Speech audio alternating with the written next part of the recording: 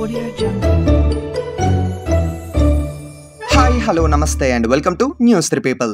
Finally Surya గారి కెరియర్లోని అలాగే తమిళ్ ఇండస్ట్రీ నుంచి వస్తున్న మోస్ట్ ప్రెస్టీజియస్ ప్రాజెక్ట్ అయినటువంటి కంగువా మూవీ ట్రైలర్ అయితే వచ్చేసింది.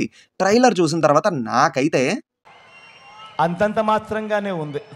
అంతే, నాకైతే ఓకే యావరేజ్ అనే అనిపించింది. బట్ అన్నయ్యకైతే అస్సలు నచ్చలేదట ట్రైలర్. ఆయన ఒపీనియన్ నాకు కాల్ చేసి చెప్పారు. ఓకే, ఎవరి ఒపీనియన్ వాళ్ళది లేండి, ఎందుకంటే అందరి ఒపీనియన్స్ ఒకేలా ఉండవు కదా, ఒక్కొక్కరిది ఒక్కోలా ఉంటుంది. బట్ పర్సనల్లీ నాకు ట్రైలర్లో ఇంప్రెస్ చేసిన పాయింట్స్ ఏంటంటే ఆ వరల్డ్ అండ్ సెటప్, ఆ వరల్డ్ని బిల్డ్ చేసిన విధానం అండ్ వాళ్ళ డ్రెస్సింగ్, ఆ సెటప్, ఇదంతా చాలా ఫ్రెష్గా అనిపించింది. విజువల్గా చూసుకుంటే కొన్ని షాట్స్ చాలా బాగున్నాయి, బట్ కొన్ని షాట్స్ మాత్రం విఎఫ్ఎక్స్ పరంగా ఇంకొంచెం బెటర్ ఉండాల్సింది అనిపించింది. బట్ తెలుగు వర్షన్ ఆఫ్ డబ్బింగ్లోని నాకున్న కంప్లైంట్ ఏంటంటే ఆ డబ్బింగ్ అండ్ డైలాగ్స్. సూర్య గారి డబ్బింగ్ ఆయనే ఇచ్చుకున్నారు తెలుగులో కూడా, ఎందుకంటే శ్రీనివాసమూర్తి గారు చనిపోయారు కదా, ఆయనకి తెలుగులో డబ్బింగ్ ఇచ్చే ఆయన.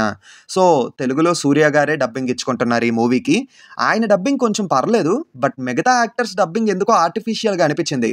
ఈవెన్ డైలాగ్స్తో సహా డైలాగ్స్ అస్సలు ఆర్గానిక్ ఫీల్ని ఇవ్వలేదు, చాలా ఆర్టిఫిషియల్గా అనిపించింది. యాక్చువల్లీ ఈ ట్రైలర్ అంత ఇంపాక్ట్ క్రియేట్ చేయకపోవడానికి మేజర్ రీజన్ ఏంటంటే వీళ్ళు ప్రీవియస్గా రిలీజ్ చేసినటువంటి గ్లిమ్స్ అండ్ టీజర్. గ్లిమ్స్ కానీ, ఆ టీజర్ కట్ కానీ, ఆ ట్రాన్సాక్షన్స్, విజువల్స్, బ్యాక్గ్రౌండ్ స్కోరు అద్దరిపోతాయి. అవి చూసిన తర్వాత ఈ ట్రైలర్ చూస్తే మాత్రం ఎందుకో గ్లిమ్స్ అండ్ టీజర్ చూసినప్పుడు వచ్చిన ఇంపాక్ట్ ఈ ట్రైలర్ చూస్తున్నప్పుడు అయితే క్రియేట్ అవ్వలేదు. మోర్ ఓవర్ ఏంటంటే ముందు రిలీజ్ చేసిన గ్లిమ్స్ అండ్ టీజర్ చూసినప్పుడు సూర్య గారి క్యారెక్టర్ ఎలా ఉంటుందంటే ఆ కంప్లీట్ రూత్లెస్ అండ్ క్రూయల్ క్యారెక్టర్లా అనిపిస్తుంది అన్నమాట. బట్ ఏంటంటే ట్రైలర్లో ఎక్కడ కూడా నాకు అసలు ఫీలే రాలేదు, ఒక సేవియర్లా కనిపించారు. అంటే ప్రీవియస్గా మనకి సూర్య గారి క్యారెక్టర్ విషయంలో ప్రిపేర్ చేసిన విధానానికి అండ్ ఈ ట్రైలర్లో మనకి చూపించిన దానికి చాలా తేడా కనిపించింది. మరి మూవీలో ఎలా ఉంటుందో చూడాలి. సో ఓవరాల్గా చెప్పాలంటే నాకైతే ఓకే యావరేజ్ అని అనిపించింది. ట్రైలర్ కట్ బిగినింగ్లో ఇంకొంచెం బెటర్ ఉండాల్సింది. అండ్ ఇంకొకటి మామ, నాకు అర్థం కాక అడుగుతున్నాను, మోడ్రన్ లుక్ ఆల్రెడీ ఫొటోస్లో మీరు రిలీజ్ చేశారు కదా, మరి ఇందులో ఇంకా ఎందుకు హైడ్ చేస్తున్నారు? మీరు గ్లిమ్స్ అండ్ టీజర్లో హైడ్ చేశారంటే ఓకే ఒప్పుకుంటాం, ట్రైలర్లో కూడా ఇంకా ఎందుకు హైడ్ చేయడం? కనీసం ట్రైలర్ లాస్ట్లో అయినా కొంచెం ఎగ్జైట్మెంట్ని క్రియేట్ చేయడానికి ఆ మోడ్రన్ లుక్ని రివీల్ చెయ్యొచ్చు కదా, ఇంకా ఎందుకు హైడ్ చేస్తున్నారు? బట్ ఏంటంటే ఇది కేవలం ఫస్ట్ ట్రైలర్ అట, ఇంకా సెకండ్ ట్రైలర్ ఉంది అని చెప్తున్నారు. మేబీ సెకండ్ ట్రైలర్లో ఏమైనా రివీల్ చేస్తారేమో, చూడాలి.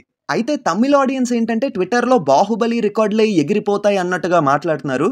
మీ ఒపీనియన్ చెప్పండి, బాహుబలి రికార్డులు ఎగిరిపోయే అంత ఛాన్స్ ఉందంటారా?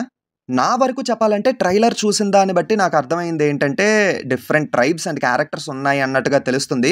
సో ముందు నుంచే మేకర్స్ ఏంటంటే ఈ ట్రైబ్స్ అండ్ క్యారెక్టర్స్ గురించి కాస్త ఆడియన్స్ని ప్రిపేర్ చేసి ఆ తర్వాత థియేటర్కి తీసుకెళ్తే మంచిది.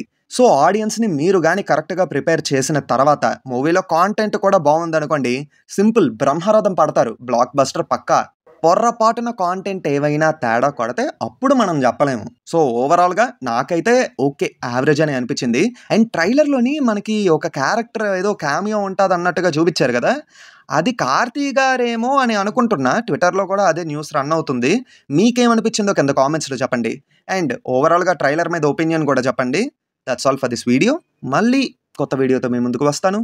Until then take care and bye by.